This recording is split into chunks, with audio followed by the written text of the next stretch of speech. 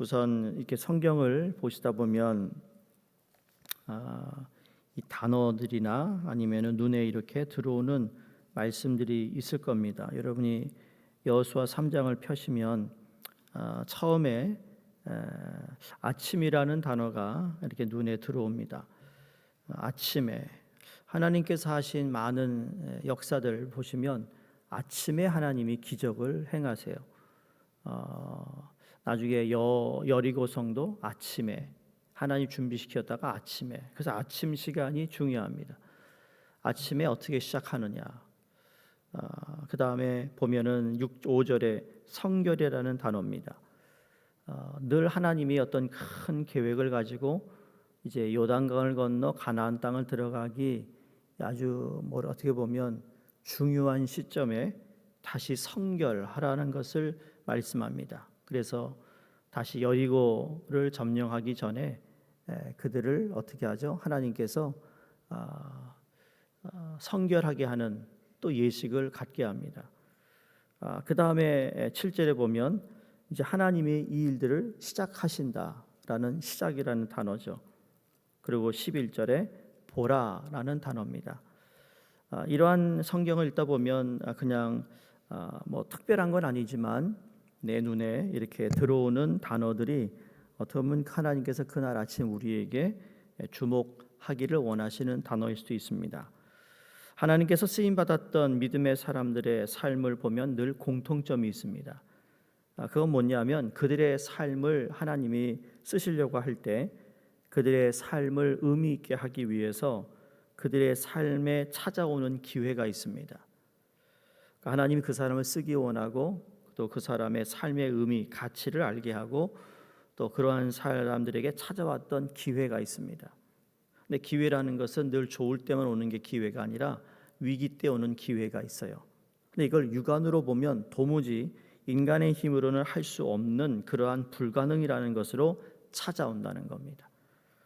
우리 잘 아는 아브라함을 보시면 그에게 꿈을 주십니다. 너를 통해 큰 민족을 이루겠다라는 비전을 주시죠. 그런데 아브라함 눈앞에 당면하고 있는 문제는 뭐죠? 자기가 너무 늙었고 자기 아내 그 사라도 늙어서 아이를 가질 수 없다라는 불가능입니다. 그러니까 육안으로 보면 아브라함에게 주셨던 꿈은 성취될 수 없는 불가능이었습니다.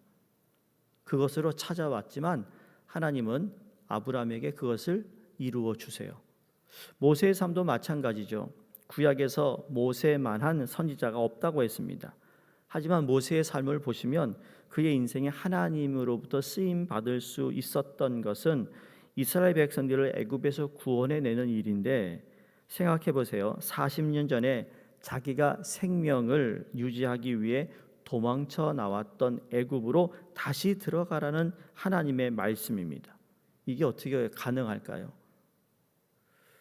그런 이야기를 하죠. 어떤 우리가 큰 사고가 나면 자동차를 타고 가다 큰 사고가 나면 절대로 그 길로 다시는 가지 않는다고 합니다. 그 장소를 지나가고 싶지 않다라는 거예요. 여러분이 집에서 음식을 하시는데 어떤 음식을 할 때 그게 그 냄비에 불이 붙었다면 여러분이 아마 그 음식을 만들 때마다 생각이 날 거예요. 가능하면 그거 또 태울까봐 그렇게 안 하실 거라는 거죠. 그게 사람이 가지고 있는 본능 중에 하나예요. 그런데 40년 광야를 보내고 부모 세대를 다 지금 이제 광야에서 묻어버리고 이제 하나님께서 약속하셨다라는 그 땅, 그러니까 지금 요단강을 건너는 사람들은 광야 2세라고 말씀드렸잖아요. 어렸을 때부터 귀가 따갑게 들어왔던 그 땅을 이제 눈앞에 둔 그 지점까지 왔습니다. 이젠 그 땅을 들어가는 것보다 이제 앞에 놓인 요단강을 건너는 것이 더 큰 어려움이었다라는 것을 깨닫게 된다는 거죠. 저 강을 건너면 그 땅이야, 약속하신 땅인데 인간적인 눈으로 보면 말이죠, 이 요단강을 건널 수 있는 그러한 가능성이 우리에게 있을까? 근데 사실 이스라엘 가면 요단강 앞에 가봅니다. 요단강 가면요, 이거 그냥 하루에도 100번은 왔다 갔다 하겠다 할 정도로 낮은 아주 폭도 작은 요단강입니다. 이걸 못 건넜다고 라고 생각할 수 있잖아요. 그런데 오늘 그렇지 않아요. 15절을 보시면 읽지 않았지만 요단강을 건너게 하신 그 때가, 시기가 이렇게 나와 있습니다. 요단이 곡식 거두는 시기에는 항상 언덕에 넘치더라. 무엇이? 물이. 그 강물이 높아진다는 거예요. 수면이. 그리고 좁았던 요단강이 물이 불어나면서 양쪽으로 더 폭이 넓어진다는 겁니다. 궤를 맨 자들이 요단에 이름해요. 궤를 맨 제사장들이 발이 물가에 잠기자 그러면서 요단강이 딱 그치는데, 여기서 중요한 것은 뭔가 요단강을 건널 수 있는 시기가 아니었다라는 거예요. 다른 때는 쉽게 요단강을 건너지만 하나님께서 이스라엘 백성들에게 바로 시담에서 기다려라 하실 때 지금 건너면 될 텐데 하나님이 건너지 못하게 하시고 이 요단강이 불어날 때까지 가장 맥시멈으로 불어날 때까지 기다리게 하신다는 겁니다. 가장 강을 건너기 어려운 때였다라는 거예요. 그러니까 기록에 의하면 요단강은 보통 때 그 폭이 한 100피트 된다고 합니다. 근데 4월이나 5월 달이 되면 모맥이라는 때가 되어서 물이 불어나는데, 물이 불어나면 폭이 한 1마일 정도 늘어난다고 합니다. 강의 깊이도 더 깊어진다는 거죠. 그래서 성지순례 가면 요단강 그 강가 옆에 점선으로 이렇게 새겨놓은 벽에다 뭐가 있어요. 줄이. 저거 뭐냐 물어보면 10몇 년 전에 이 요단강 물이 저기까지 올라갔는데 거짓말 안 하고요. 저 우리 2층 발칸이에 있는 저 키까지 물이 수면이 높아졌다는 거예요. 그걸 보면 하나님께서 이스라엘 백성들이 그냥 자기 육안으로 봤을 때 쉽게 건널 수 있는 그렇게 허용하신 것이 아니라 어려운 가운데서도 누구를 봐야 된다고요? 하나님을 바라보게 하셨다라는 거예요. 근데 여기는 하나님을 바라보게 한 것이 하나님이 아니라 바로 언약궤, 하나님의 임재를 상징하는 것을 바라보라고 했던 것입니다. 이스라엘 백성들이 약속하신 그 땅을 성취하기 전에 하나님과 함께 불가능하게 보이는 그 인생의 문제를 함께 하시는 하나님과 함께하면 승리할 수 있다라는 체험이 이들에게는 필요했던 것입니다. 그들이 가나안 땅에 들어가 약속의 땅을 정복하다 보면 수시로 찾아오게 될 불가능의 문제를 그들이 이기기 위해서는 요단강이라는 이 강을 건널 수 없는 불가능한 문제를 하나님과 함께하면 극복할 수 있다라는 것을 그들이 배워야 했다라는 이야기입니다. 하나님의 자녀가 된 우리들도 마찬가지입니다. 하나님의 자녀들에게 약속하신 많은 약속들이 있잖아요. 성경을 보시면 하나님이 예수 그리스도를 통해서 약속한 아름다운 약속과 계획들이 있습니다. 근데 그 약속과 계획들이 우리 삶 속에서 현실화하기 위해서는, 열매 맺기 위해서는 우리도 우리 앞을 가로막는 불가능하게 보이는 우리의 인생의 요단강을 건너야 된다는 거예요. 여러분 자녀들에게 어떤 걸 배우길 원하시나요? 인생을 살아가면서 기억나요. 저희 아버지는 3남 1녀인데 우리 이제 형제가 좋은 차를 사줄 수 있으면 저는 누구한테 받은 차를 제가 고등학교 때 썼던 것 같아요. 에어컨도 안 나와, 라디오도 안 나와. 그러니까 라디오를 그때 라디오 쉑에 가가지고 라디오를 교체하는 걸 제가 했어요. 형하고. 그 뭐 별로 좋지도 않은데 말이죠. 그래가지고 스피커 선도 쫙 연결해가지고 뒤에서 크게 나오게 한다고. 근데 그 선을 이렇게 좀 이쁘게 넣어야 되는데 그런 기술이 없으니까 그냥 뒤에는 그 스피커 선이 얇은 게 쳐져가지고 다 보이지만 그래도 상관없어요. 내가 바꿨어. 그게 중요한 거. 내가 했다라는 거. 그 겨울만 되면 기억하세요, 우리 장로님들. 카브레이러잖아요, 옛날에는. 지금은 퓨얼 인젝션이니까 겨울에도 아무 때나 시동이 걸리지만 옛날에는 카브레이러 둥그런 거 있어가지고 겨울에 기름이 말라가지고 말이죠. 시동이 안 걸려요. 그럼 어떻게 하죠? 그거 열어가지고 거기다가 이거 뭐예요? 바람이 들어가도록 해가지고 그 오일이 올라오도록 펌프질을 해가지고 시동을 걸고, 타이어 빵꾸 나면 말이죠. 빵꾸 펑크 나면 말이죠. 펑크 나면 그것도 그 다 뭐냐, 저희 아버지가 좋은 차 타기 전에 그런 거 다 해보고 타야 된다. 펑크 난 거 네가 스스로 교체할 수 있어야 된다. 모든 거 다. 그러고 난 다음에 좀 좋은 차를 타고 다녀야지. 처음부터 좋은 차 다니면 차를 어떻게 관리하는지 모른다. 그랬던 아버지 기억해요. 그때는 이런 똥차를 타고 다녀야 하는데, 근데 그 똥차를 타니까 지금까지 기억난다니까요. 그러니까 제가 그래요. 우리 저 딸이지만 그래도 이 자동차에 관심 있는 딸에 그럽니다. 걔한테만 얘기해요. 큰애는 전혀 관심을 안 가지니까. 걔가 잘하면 뭐 걔가 언니 라이더도 하니까 말이죠. 이거는 이렇게 되는 거야. 이건 이렇게 해야 돼. 타이어 바람이 좀 빠지면 있잖아요. 거기다 꽂아가지고 집에서 에어 넣는 거. 이렇게 해서 요 35까지 올라가는 거야. 그걸 가르쳐 준다고요.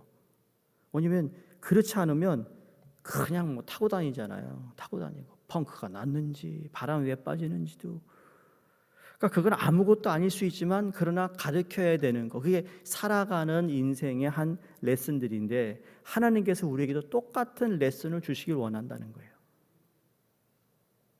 하나님의 자녀로서 우리가 이 세상에서 앞에 요단강을 만나게 되면 또 우리의 약속하신 땅을 정복해 나갈 때 매번 쉽게 우리가 정복하라는 게 아니라 또 문제도 생길 것이고 우리가 시간을 걸려 기도해야 되면 인내할 시간도 필요한데 이러한 불가능한 상황을 축복의 기회로 만들기 위해 우리가 가져야 할 태도를 오늘 세 가지 말씀하시는데 첫 번째는 하나님께 초점을 맞추는 거예요. 그게 3절에서 4절의 말씀입니다.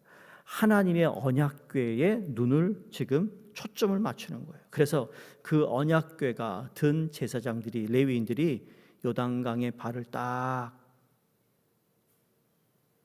들이는 순간 너희들은 이동해야 된다. 두 번째로 하나님 내렸던 명령은 하나님의 축복을 담기 위한 합당한 모습으로 깨끗해야 된다라는 거예요. 5절 말씀이죠. 아까 말씀드렸던 여호수아가 백성에 이르 너희 자신을 성결하게 하라. 여호와께서 내일 너희 가운데 기이한 일들을 행하시리라. 자, 내일 선교팀이 출발합니다. 선교팀이 출발하기 전에도 선교팀들이 가져야 할 가장 중요한 마음가짐은 하나님 앞에서 거룩한 백성으로서 그 땅을 우리 허락하셨는데 그 땅에서 우리가 밟고 다니는 모든 땅이 다 복된 땅으로 변한다는 거예요. 예? 그게 그래서 복음 들고 산을 넘는 자들의 발길 아름답고도 아름답다고 말씀하신 거예요. 예수님께서 제자들을 짝을 지어서 복음 전도를 위해 나갈 때도 이번 주에 말씀 나눴잖아요. 하나님께서 복음을 전하는 복음을 받아들이지 않으면 그 땅에서 먼지를 털고 나오듯이 그러나 거기에 복음을 받아들이는 사람에게 하나님께 주어주시는 축복이 얼마나 크다라는 것을 경험케 하라는 겁니다. 그러니까 깨끗하게 준비된 사람이에요. 우리가 하나님의 축복을 맛보기 위해서 기적을 맛보는 신앙이 되기 위해서는 인간의 책임이 얼마나 중요한 건가를 알려주고 있습니다. 그건 내가 해야 할 일이거든요. 세 번째 보면 하나님의 명령을 행동에 옮기는 순종함입니다. 8절에 보시면 너는 언약궤를 맨 제사장들에게 명령하여 이르기를 너희가 요단 물가에 이르거든 요단에 들어서라. 지금 강물이 엄청나게 세 흐르고 이게 깊이가 어느 정도인지는 모르는데 감이 없는데 말이죠. 지금 이 사람들은 어떻게 돼요? 언약궤를 메고 그냥 혼자 가는 게 아니에요. 언약궤 무거운 걸 메고 무덤강 물가에 발을 들여내라라고 말씀하고 있습니다.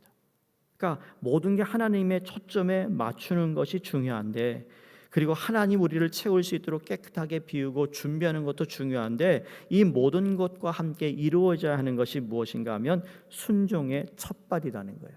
이 순종의 첫발 내디딤이 없으면 하나님께 초점을 맞춘 것도 하나님이 채울 수 있도록 준비한 그 모든 것이 허사로 그치게 됩니다. 아무리 많은 걸 하나님께서 보여주셔도 내가 첫 순종의 발을 내딛지 않으면 그 일은 이루어지지 않는다는 거예요. 그러므로 사랑하는 성도님들, 하나님은 제가 늘 하나님 우리를 향한 놀라운 은혜와 풍성한 축복을 허락해 주셨어요. 그래서 거기에 초점을 맞추고 여러분이 열심히 순종하고 열심히 살아가고 있어요. 내 자신을 깨끗이 하여 어떻게 하든지 주님께 쓰임 받도록 여러분이 노력하고 있는데, 그럼에도 불구하고 우리가 하나님 앞에 순종해야 할 순종을 하지 못한다면 그 모든 것들은 그냥 하늘 위에 떠 있는 구름과도 같은 겁니다.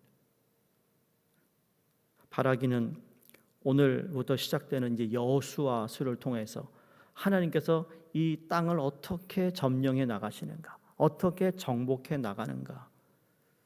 제가 그 말씀 드린 적이 있죠. 제가 이제 목회 시작하면서 저는 개척자가 아니잖아요. 이 교회를 개척하시고 또 교회를 세운 또 원로 목사님 개척자라면, 저는 개척자가 아니라 그 다음을 이어서 우리에게 주어진 땅을 하나씩 하나씩 다 정복해 나가야 하는 여호수아의 리더십을 주셨다고 저는 생각해요. 그래서 우리에게 주어진 것, 우리 다음 세대들이 어떻게 하나님께서 허락하신 은혜와 복을 받고 누리고 살 것인가.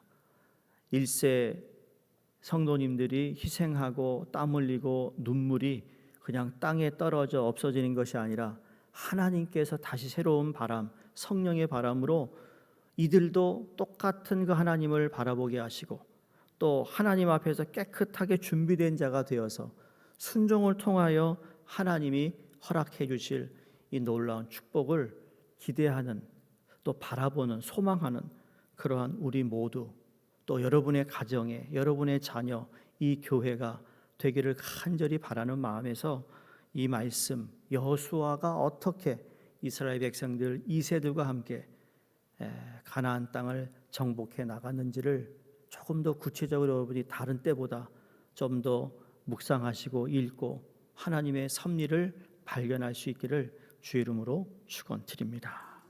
하나님 감사합니다.